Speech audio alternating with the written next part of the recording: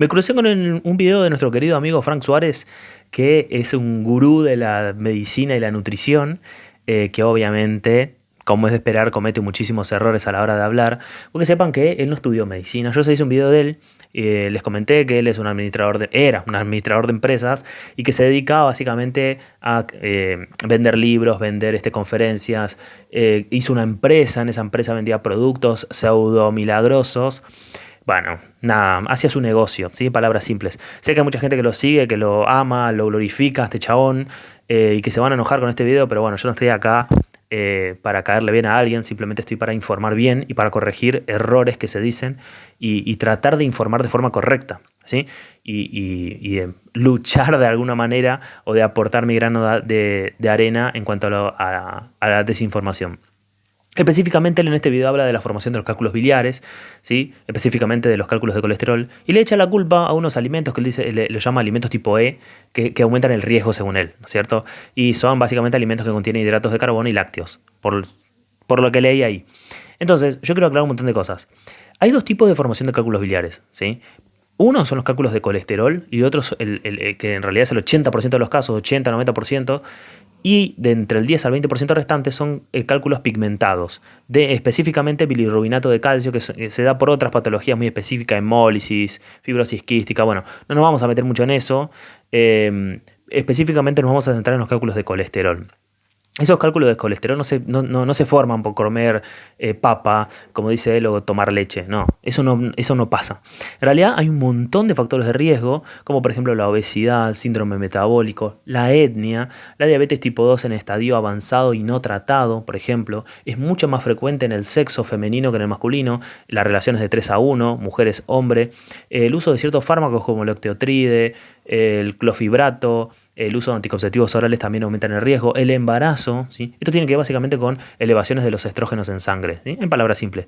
También pacientes que se someten a dietas muy restrictivas, bueno, el 25% de esos pacientes desarrollan cálculos biliares de colesterol. El 50% de los pacientes que se someten a bypass gástrico desarrollan cálculos biliares. Pacientes que se someten a ayunos prolongados aumentan el riesgo de formación de cálculos biliares. Pacientes con síndrome enfermedad de Crohn, perdón. Pacientes con enfermedad de Crohn aumentan el riesgo de formación de cálculos biliares. Son algunas cuestiones. También tenemos alteraciones genéticas, ¿sí? Ciertos genes, específicamente, le voy a dejar acá en pantalla el nombre de los genes, porque son nombres que no me los aprendí de memoria, pero también elevan el riesgo de formación de cálculos biliares, ¿sí? Y específicamente con las dietas, aquellas dietas que son muy altas en grasas, van a aumentar el riesgo de formación de cálculos biliares, ¿sí? Por otro lado, o sea, no tiene que ver específicamente con alimentos que contienen hidratos de carbono, sino con alimentos altos en grasas, específicamente grasas saturadas, ¿sí? Y obviamente de colesterol.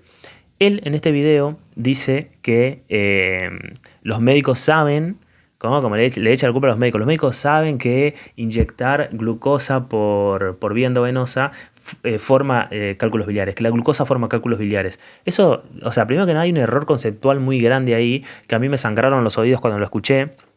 En realidad, la nutrición parenteral total también aumenta el riesgo de formación de cálculos biliares, pero esto básicamente es una indicación médica cuando en el paciente no es posible la alimentación oral ni tampoco enteral, ¿sí? Porque básicamente el paciente no puede comer por boca, pero tampoco se le puede poner una sonda nasogástrica porque, no sé, se detectó que el paciente tiene ausencia de ruidos hidroaéreos, entonces no tiene movimiento intestinal. En general suelen ser pacientes en terapia intensiva, ¿sí? Y bueno, en las que no te queda otra, si el paciente tiene tubo digestivo disfuncional, y bueno, no te queda otra que darle alimentación parenteral. Es como el último eslabón, lo último que un médico quiere hacer. Bueno, se le da nutrientes por vía endovenosa. No es que la glucosa de esos nutrientes genere cálculos biliares. Lo que genera cálculos biliares es, al no haber estímulos intestinales o gastrointestinales para la secreción de bilis, obviamente va a haber una estasis de la vesícula biliar. La vesícula biliar no se contrae, ¿sí? Un estímulo para la contracción de la vesícula biliar son los alimentos en el intestino, específicamente las grasas, ¿sí? Entonces, al no haber alimentos en el tubo digestivo, la vesícula biliar queda estática, en palabras simples, y obviamente precipitan o empiezan a precipitar sales de colesterol, ¿sí? Y obviamente ahí se forma los cálculos de colesterol, perdón, pero no tiene que ver con la glucosa que se inyecta por vía parenteral, como dijo él. Entonces, Esos son cuestiones para aclarar. Por otro lado, yo ya hice un video de esto, pero él dice que con esta receta que muestra acá se pueden curar los cálculos biliares y desaparecen. Ah, y otra cosa que él dice que los médicos siempre buscan operar al paciente que bien tiene cálculos biliares, se opera. Eso es completamente falso. En un paciente que, por ejemplo, se hace una ecografía y se detecta que tiene cálculos biliares, no es que, tiene cálculos y el médico lo manda a operar enseguida por cirugía laparoscópica, que es el principal tratamiento que hay para los cálculos biliares. No, eso no funciona, si no es que los médicos son carniceros y te quieren sacar la vesícula de una. En general, en un porcentaje muy bajo de los pacientes que tienen cálculos biliares se operan específicamente o solamente en pacientes que son sintomáticos, ¿sí? Que tienen síntomas de dolor cólico biliar y demás. En esos pacientes se realiza la cirugía. Por otro lado, los cálculos biliares ya formados no se pueden deshacer. Una vez que el cálculo está formado, no se puede deshacer. Salvo que haya barro biliar y se administran ciertos fármacos, pero de lo contrario no.